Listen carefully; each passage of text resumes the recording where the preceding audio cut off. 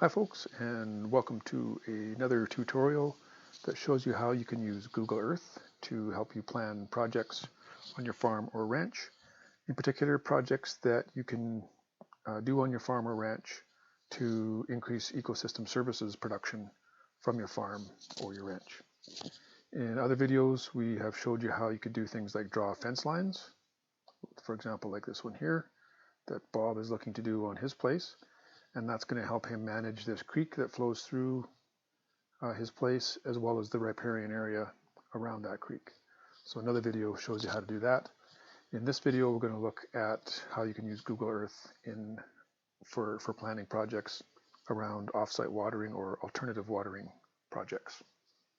So let's say that Bob is looking to, in addition to his riparian fence, and managing his riparian area differently, he also wants to manage this eastern pasture differently. And let's say he wants to build some cross fences, something like that, to allow him to turn that large one pasture into 4 smaller pastures, so he could do more rest and rotation grazing and have longer recovery times for those different paddocks. So he wants to do something like we see there. In order to do that, he's going to need to get water to each of those paddocks, and so he wants to know how long is it, or how far is it from this dugout, which I'll just highlight a bit better. This dugout right here, how far is it from the middle of that dugout to each of the paddocks? And here's how you can use Google Earth to figure that out. So you click on Tools, and then Ruler, and then you want to be on the Line tab, and you'll be drawing lines, and it'll just instantly measure the length of that line. In this case, in feet, but you can change it to miles or meters or whatever you want. We're going to leave it at feet, and to measure that distance you just click to start it. We'll start in the middle of the dugout, and then drag our mouse up to each of the paddocks.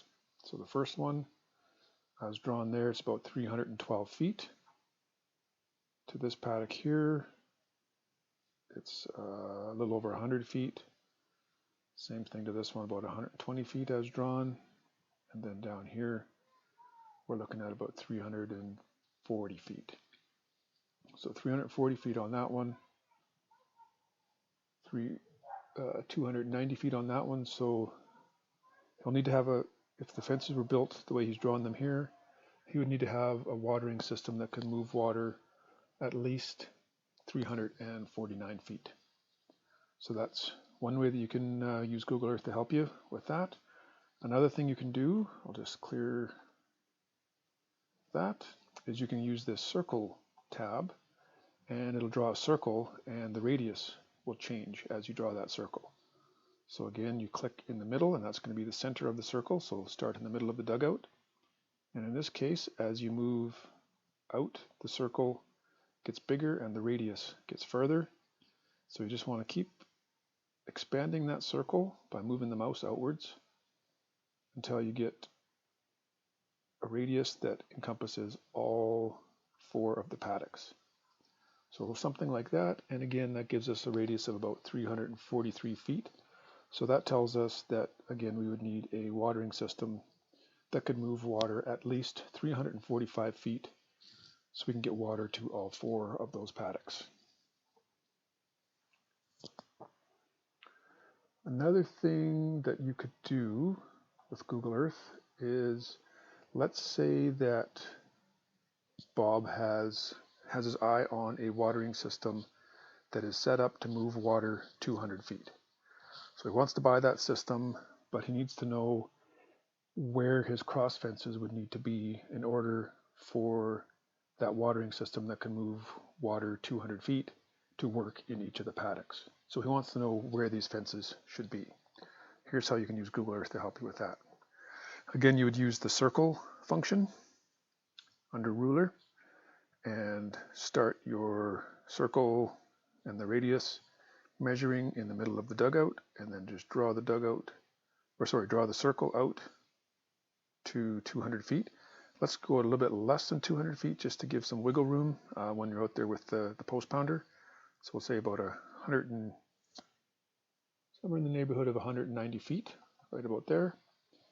And when you click a second time, the circle kind of stays there, and then in order for it to stay there permanently, just go over here and click Save, and then that'll put the circle as a drawing and onto the air photo.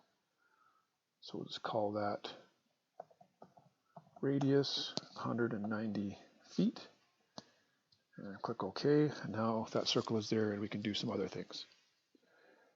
And what we don't need to do then is, if we know that the watering system can move water 200 feet, and this circle is about 190 feet, it's like, okay, how do we build fences then to make sure that we can get water to each of the paddocks? Well, it's a simple matter of just moving these existing fences that we've already drawn until we get to that magic number. So in order to make changes to an existing drawing like this, just right click on it and then click Properties. And now it's into editing mode, and it's just a matter of grabbing the end of the fence and moving it down until it's into that circle. And now you know that that point in the paddock is about 200 feet, and you can move water without that watering system from the dugout into that paddock. Click OK, and then we can look, yep, this fence is just fine as drawn, but this fence here is not enough, or is not close enough. We need to have this fence over here so that cows can get water from a trough somewhere within that circle. So that's cross fence number 3. Again, right click and then Properties, and go like that,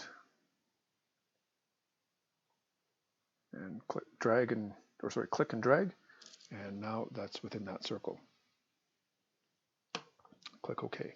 So those paddocks created by those fences as drawn now, each have a point that is no more than about 190 feet from the middle of the dugout. So the system that Bob is looking at that can move water 200 feet should have no problem getting water to each of those 4 paddocks if the fences go in where these lines are now drawn. So that's how you can use Google Earth to help you plan an off-site watering project.